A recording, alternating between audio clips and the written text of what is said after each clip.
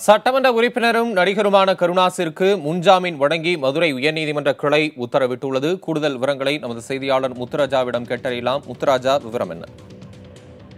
தம்பி தமிழரசன், நெல்லையில் கடந்த 2017ஆம் ஆண்டு நெற்கட்டும் சேவலில் புலித்தேவர் பிறந்த நாள் விழா கொண்டாட்டத்தின் போது தேவர் பேரவையின் மாநில தலைவர் முத்தையா வாகனம் நிறுத்துவது தொடர்பாக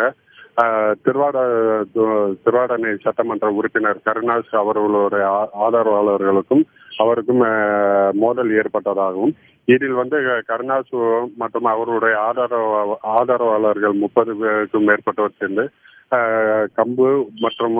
கம்பு உள்ளிட்ட ஆயுதங்கள் கொண்டு அவருடைய வாகனத்தை தாக்கியதாக புளியங்குடி காவல் நிலையத்தில் கடந்த 1/9/2017ஆம் ஆண்டு வழக்கு தாக்கல் செய்யப்பட்டது.